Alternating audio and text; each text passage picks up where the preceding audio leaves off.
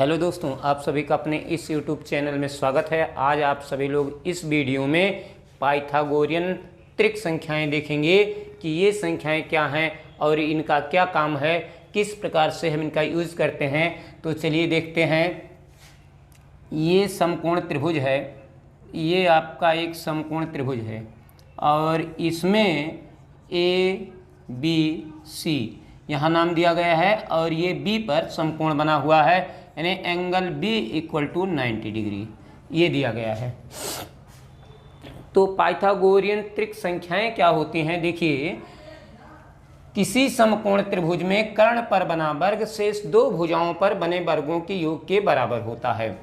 तो ये आपका कर्ण है और ये आपका लंब है।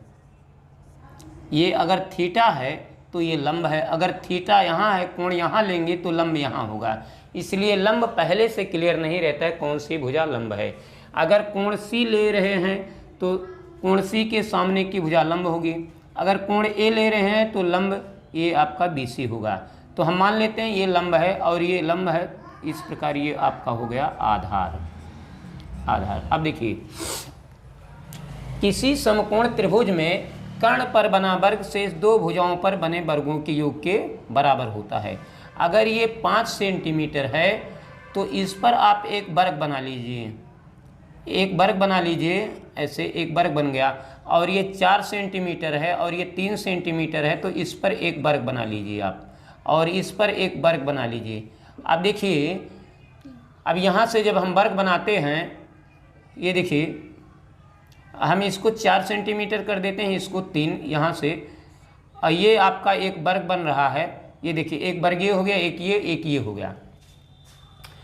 अब अगर इस वर्ग का क्षेत्रफल निकाल के और इन दोनों के वर्गों के क्षेत्रफल को आपस में जोड़ दिया जाए तो इसके क्षेत्रफल के बराबर हो जाएगा। यानी जो सबसे बड़ी भुजा का वर्ग है, ये जो वर्ग बना हुआ है, इसका क्षेत्रफल निकालेंगे तो ये इसकी एक भुजा 5 है, एक भुजा 5 है तो सब 5 हो गया। इसका क्षेत्रफल हो जाएगा 25। इसका क्षेत्रफल हो जाएगा, इसकी एक भुजा 3 सेंटीमीटर है तो इसका क्षेत्रफल हो जाएगा 9, और इसकी एक भुजा 4 है तो सब भुजा 4 रहेगा। तो वर्ग का क्षेत्रफल होता है भुजा स्क्वायर। देखिए, वर्ग का क्षेत्रफल होता है, क्षेत्रफल बराबर भुजा का वर्ग, भुजा स्क्वायर। एक भुजा 5 है तो 5 का वर्ग 25, दूसरी भुजा 3 का वर्ग 9, 4 है तो 16, तो इसका वर्ग हो गया 25। अब देखिए, एक का वर्ग हो गया 25, जो सबसे बड़ी भुजा है। सबसे बड़ी भुजा ये है, मान लेते हैं ये आपका 5 है और ये आपका 4 है, ये आपका 3 है। तो देखिए 25 हो गया, और एक का वर्ग 4 का, इसका कितना हो जाएगा 16, और इसका वर्ग कितना हो जाएगा 9। तो यहाँ से देखते हैं तो ये आपका बन रहा है, ये दोनों आपस में हो रहे हैं इक्वल।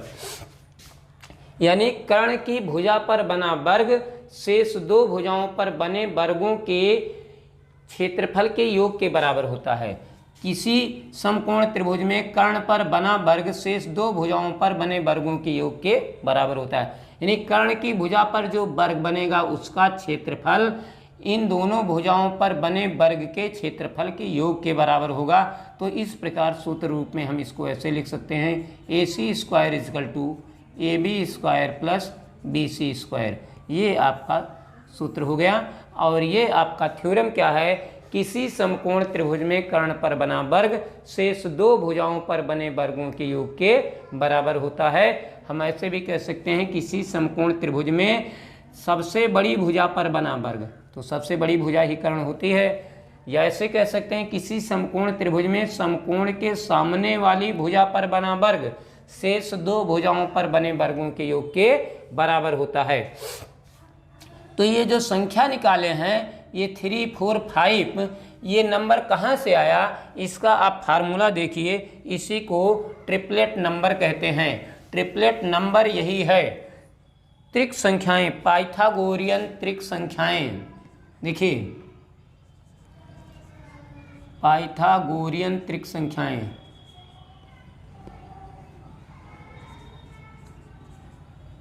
पाइथागोरियन त्रिक संख्याएं, पाइथागोरियन त्रिक संख्याएं, देखिए ये संख्या कैसे आप निकालेंगे, इसका फार्मूला यहाँ देखिए क्या है, n square minus 1 2n n square plus 1, यहाँ पर n का मान 1 से बड़ा होना चाहिए, यानी n not equal to 1, n का मान 1 के इक्वल नहीं लेना है, क्योंकि 1 का स्क्वायर करेंगे तो 1 माइनस 1 जीरो आ जाएगा। तो जब किसी भुजा की लंबाई जीरो आ जाएगी तो ट्रायंगल बनेगा ही नहीं, इसलिए n पर 1 नहीं लेना है, यानी 1 से बड़ी ही संख्या हमको लेना है। इसलिए यहाँ लिखा है कंडीशन n, देखिए ये उल्टा लिख दिए, यहाँ n इज ग्रेटर देन 1, यानी n का मान 1 से बड़ा होना चाहिए, n बड़ा है 1 से, यानी n is greater than 1, n हमेशा 1 से बड़ा रहेगा। तो इस प्रकार से अगर n का मान बड़ा है 1 से, तो इसका मतलब है n का मान 2 3 4 5 कुछ भी हो सकता है, 1 से बड़ा होना चाहिए, 1 से क्या होना चाहिए, बड़ा होना चाहिए, 1 के बराबर नहीं होना चाहिए। यानी आप ऐसे नहीं लिख सकते हैं, ऐसे ही लिखना है आपको, या ऐसे लिख लीजिए n not equal to 1, n का मान 1 नहीं होना चाहिए, और 1 नहीं है तो 1 से बड़ा लेना है आपको, यानी कि 1 ना लेके 1 से बड़ी संख्याएं हमको लेना है, और वो भी धनात्मक संख्याएं लेना है। तो चलिए हम धनात्मक संख्याएं लेते हैं, क्योंकि किसी भुजा की लंबाई माइनस में नहीं होती है, इसलिए धनात्मक संख्याएं ही, धनात्मक पूर्ण संख्याएं हमको लेना है। तो चलिए हम लेते हैं, 1 से बड़ी संख्या लेते हैं, पहले यहाँ 2 लेते हैं, तो यहाँ पर 2 लिखते हैं, 2 का स्क्वायर माइनस 1, और n पर 2 तो यहाँ n पर 2, और यहाँ 2 का स्क्वायर प्लस 1। अब देखिए ये 2 का स्क्वायर 4 माइनस 1, तो ये 4 माइनस 1, ये 4 माइनस 1 हो गया, यहाँ हो गया 4, और यहाँ 4 प्लस 1, तो ये हो गया 3 4 5, तो ये आपका नंबर बन गया। ये पाइथागोरियन त्रिक संख्याएं, सबसे छोटी संख्याएं ये हैं, तो इसको हम मान सकते हैं a b c, ये तीनों संख्याओं को मान सकते हैं a b c। अब इसमें किसी भी एक संख्या से गुणा कर दीजिए, मान लीजिए k से गुणा करते हैं, तो तीनों में k से गुणा कर देते हैं, तो ये क्या हो जाएगा, a k b k c k। ये पाइथागोरियन त्रिक संख्याएं, यानी ये ट्रिपलेट नंबर हैं। अब k पर आप कुछ भी ले लीजिए, k पर हम 2 लिख लेते हैं, k इक्वल टू 2। अब यहाँ देखिए ये a है, ये a है, ये b है, ये c है, ये त्रिक संख्या है, यानी इनसे जो भी ट्रायंगल बनेगा वो राइट ट्रायंगल ही बनेगा, यानी समकोण त्रिभुज बनेगा। आप चाहे जैसे समकोण त्रिभुज बना लीजिए, ऐसे बना लीजिए, चाहे जिस प्रकार का बनाइए समकोण ही बनेगा। तो इस प्रकार से k पर हम 2 लेकर देखते हैं। यहाँ देखिए 2 3 6, 2 चौक 8, 2 पंचे 10, ये देखिए 2 3 जा 6, 2 4 जा 8, 2 5 जा 10, तो 6 8 10। तो हम चेक करते हैं क्या ये ट्रिपलेट नंबर हैं, तो जो सबसे बड़ी संख्या है उसका स्क्वायर करके देखते हैं, 10 का स्क्वायर कितना होगा 100, बाकी दो संख्याओं का स्क्वायर करके जोड़ते हैं, 6 का स्क्वायर और 8 का स्क्वायर, ये हो रहा 36, 64, ये हो गया 100, यानी इक्वल है। तो हम कह सकते हैं ये ट्रिपलेट नंबर है। ऐसे k equal to 3, k equal to 3, इस जो नंबर दिए गए हैं इसमें एक बार आप 2 से मल्टीप्लाई कर दीजिए, 2 से गुणा कर दीजिए, एक बार 3 से, एक बार 4 से, एक बार 5 से, एक बार 6 से, आप करते रहिए, आपको बहुत सारे नंबर मिल जाएंगे। जो भी 3 संख्याएं मिलेंगे वो समकोण त्रिभुज की भुजाएं ही रहेंगी, यानी उन माप से केवल समकोण त्रिभुज बन सकता है। तो इस प्रकार से अगर हम 3 से मल्टीप्लाई करते हैं तो 9 होगा, और यहाँ 12 हो जाएगा, और यहाँ कितना हो जाएगा 15। अब देखिए जैसे आपका नंबर है 3 5 4, आप 3 से मल्टीप्लाई कर दीजिए, 9 हो गया, 15 हो गया, और ये कितना हो गया 12। अब जो सबसे बड़ी भुजा इसका स्क्वायर कर लीजिए, 15 का स्क्वायर कितना होगा 225, अब 9 का स्क्वायर 81, और 12 का स्क्वायर कितना होगा 144। इन दोनों को ऐड कर लीजिए, ऐड करके देखिए कितना हो रहा है, और यहाँ कितना हो गया, ये दोनों इक्वल हो गया, यानी ये ट्रिपलेट नंबर है। तो कोई भी ट्रिपलेट नंबर हम आसानी से ला सकते हैं। और दूसरा देखिए, अगर 2 नंबर हमको दिए हैं तो हम तीसरा नंबर कैसे लाते हैं, बहुत ही अच्छा, बहुत ही इम्पॉर्टेंट क्वेश्चन है ये, बहुत ही सुंदर आप लोग इसको समझ रहे हैं, बहुत ही अच्छे तरीके से समझ रहे हैं। तो चलिए देखिए, मान लीजिए ये आपका यहाँ पर हम ट्रिपलेट नंबर लिख देते हैं। कोई नंबर दिया गया, जैसे मान लीजिए 12 दिया गया है, 12 दिया गया है और 15 दिया गया है, तो तीसरा नंबर नहीं दिया गया। तो कैसे पता करेंगे तीसरा नंबर क्या है? अब देखिए, अगर हम इसमें 4 से मल्टीप्लाई कर दें तो 12 आ जाएगा, लेकिन 4 से मल्टीप्लाई और सब में करना पड़ेगा तो ये नहीं आएगा।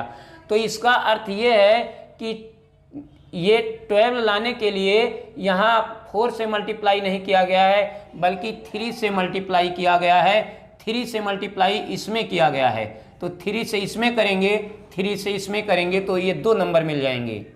तो 3 से इसमें भी करेंगे, अगर 3 से इसमें हुआ तो ये आया, 3 से इसमें हुआ है तो 3 से इसमें कितना आ जाएगा? 9। अगला देखिए, अगर यहाँ 20 है, यहाँ 20 है और यहाँ 12 है। अब देखिए कितने से मल्टीप्लाई किया गया। देखिए, अगर हम यहाँ पर 4 से मल्टीप्लाई करते हैं, 4 से मल्टीप्लाई करते हैं तो हमको क्या मिलेगा? तो हमको 3 को 4 से करते हैं तो ये मिल जाएगा, और अगर 4 से यहाँ कर रहे हैं तो 4 से यहाँ भी करेंगे तो हमको ये मिल जाएगा। इसका मतलब है कि 4 से मल्टीप्लाई करने पर ही ये 2 नंबर हमको मिल रहे हैं। तो इसका अर्थ ये हुआ कि इसमें भी 4 से करना है। 16, ये हो गया 16, ये आपको नंबर मिल गया। तो कोई भी 2 नंबर दिया रहेगा तो आप आसानी से और वैल्यू निकाल सकते हैं। अब देखिए, इन तीनों में किस नंबर से मल्टीप्लाई कर दिया जाए कि ये 2 नंबर हमको मिल जाएं? तो 6 से मल्टीप्लाई आप इसमें कर दीजिए, ये मिल गया, और 6 से इसमें कर दीजिए, ये मिल गया। इसका मतलब 2 में 6 से ही किया गया है, तो तीसरे में भी 6 से कर दीजिए। तो ये जो 3 नंबर मिले हैं ये पाइथागोरियन त्रिक संख्याएं यानी ट्रिपलेट नंबर हैं। इन तीनों नंबर से, तीनों संख्याओं से केवल समकोण त्रिभुज ही बनेगा। इस प्रकार से आप समकोण त्रिभुज की भुजाएं आसानी से खोज सकते हैं, बना सकते हैं। 2 नंबर दिया गया है तो तीसरा नंबर ला सकते हैं। ये वीडियो बहुत ही इम्पोर्टेंट है, इसको आप पूरा देखिए। इस प्रकार से एक नंबर और लिखते हैं। आप बताइए अगली संख्या क्या होगी? मान लीजिए यहाँ 40 दिया है, यहाँ 30 दिया है, तो आप अगला वैल्यू कैसे लाएंगे? तो देखिए, इसमें इन दोनों का रेशियो निकालिए। अगर रेशियो निकालते हैं तो वैसे भी देखिए, अगर रेशियो निकालते हैं 10 से दोनों को डिवाइड कर दीजिए, 4 3 आ जाएगा। तो अगला कितना होना चाहिए? देखिए 4 3 हो गया, तो जब यहाँ 4 और 3 मिल गया है तो अगला नंबर 5 होना चाहिए। क्या होना चाहिए? 4 3 मिल गया तो 5 होना चाहिए। ऐसे देखिए 10 से मल्टीप्लाई, देखिए इसमें ये नंबर कब आ सकता है, किस कंडीशन में ये नंबर आ सकता है? इन नंबरों में कितने से मल्टीप्लाई करें ये 2 नंबर हमको मिल जाए? 10 से। देखिए 10 से इसमें करेंगे ये मिलेगा, 10 से इसमें करेंगे ये मिलेगा, तो 10 से इसमें भी कर दीजिए, आपको ये नंबर मिल गया। और देखिए कभी कभी ऐसे दिया रहता है, ऐसे तो हम शॉर्टकट में निकाल सकते हैं। मान लीजिए ऐसे दिया है, इस प्रकार से दिया है, यहाँ 15 दिया है और यहाँ एक नंबर नहीं दिया है, तो हम इस फार्मूले का यूज करते हैं। ये जो फार्मूला आपका है, देखिए सबसे बड़ी भुजा कौन सी है? AC। सबसे बड़ी भुजा AC है, AC का स्क्वायर, इसके बाद AB square plus BC square. इन तीनों नंबरों में से जो जो नंबर हमारे पास है उसको उसके स्थान पर रख देते हैं। तो हमारे पास AC है, AC का वैल्यू है 15 का स्क्वायर। AB हमारे पास है 9। BC की लंबाई नहीं है तो BC स्क्वायर। अब देखिए 15 का स्क्वायर कितना होगा? 225। 9 का स्क्वायर 81 हो गया। BC स्क्वायर, और डिजिट को एक साइड में कर लेते हैं, 225 माइनस 8 1, और ये आ गया BC स्क्वायर। अब यहाँ से अगर हम माइनस करते हैं तो कितना होगा? 5 से 1 माइनस कर दीजिए, 4 हो गया। और यहाँ कितना हो रहा है? 12 से 8 माइनस कर दीजिए तो कितना होगा? 4, और यहाँ कितना आपका बन रहा है? 1। तो ये आपका हो गया BC स्क्वायर इक्वल टू 144। अब देखिए अगर BC स्क्वायर का वैल्यू 144 है तो BC का वैल्यू कितना होगा? 12। ये आपका BC का वैल्यू 12 आ गया। वैसे भी आप निकाल सकते हैं, अगर 15 है और 9 है, यहाँ एक वैल्यू नहीं दिया गया तो यहाँ से आप कंपेयर कर लीजिए ऐसे। अब ये 2 नंबर कब आ सकते हैं? देखिए 5 में कितने से मल्टीप्लाई करेंगे, ये आएगा 3 से, 3 से इसमें, यानी इन दोनों में 3 से मल्टीप्लाई हुआ तो इसमें भी 3 से कर दीजिए, आपका नंबर आ गया। बहुत ही आसानी से आ जाएगा। तो हम कहते हैं किसी समकोण त्रिभुज में कर्ण पर बना वर्ग, यानी सबसे बड़ी भुजा पर बना वर्ग, यानी समकोण के सामने की भुजा पर बना वर्ग शेष दो भुजाओं पर बने वर्गों के योग के बराबर होता है।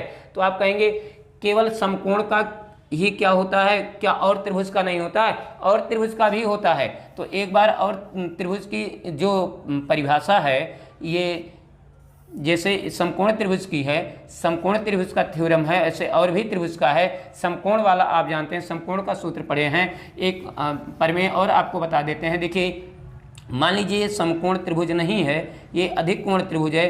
तो ये चूंकि ये आपके सिलेबस में नहीं है, ये नहीं है, और इसको बता देते हैं। किसी अधिक कोण त्रिभुज में, किसी अधिक कोण त्रिभुज में अधिक कोण के सामने की भुजा पर बना वर्ग, यहाँ देखिए अगर यहाँ पर ऐसे हम लंब डालते हैं तो इसको हम कहते हैं प्रक्षेप। ये जो लंबाई है, इतनी लंबाई है, इसको प्रक्षेप कहते हैं। किसी अधिक कोण त्रिभुज में अधिक कोण के सामने की भुजा पर बना वर्ग शेष दो भुजाओं पर बने वर्गों तथा उनमें से एक भुजा और उस पर, उनमें से एक भुजा और इस भुजा पर दूसरी भुजा से प्रक्षेप डालते हैं। प्रक्षेप किसी समकोण, किसी अधिक कोण त्रिभुज में अधिक कोण के सामने की भुजा पर बना वर्ग शेष दो भुजाओं पर बने वर्गों तथा उनमें से एक भुजा और उस पर दूसरी भुजा के प्रक्षेप से निर्मित आयत के क्षेत्रफल के 2 गुने के योग के बराबर होता है। ये दूसरा है न्यून कोण। किसी न्यून कोण त्रिभुज में न्यून कोण के सामने की भुजा पर बना वर्ग शेष दो भुजाओं पर बने वर्गों तथा उनमें से एक भुजा और उस पर दूसरी भुजा के प्रक्षेप से निर्मित आयत के क्षेत्रफल के 2 गुने के अंतर के बराबर होता है। तो आपको अभी केवल ये इस वीडियो में पढ़ाया जा रहा है, अगले वाले वीडियो में इसके बारे में भी बताया जाएगा। तो ये हम उम्मीद करते हैं ये सब आप लोग अच्छे तरीके से समझ गए होंगे। तो वीडियो अगर आपको अच्छा लगा हो तो आप वीडियो को लाइक शेयर सब्सक्राइब और कमेंट कीजिए। खुश रहिए, मस्त रहिए, व्यस्त रहिए।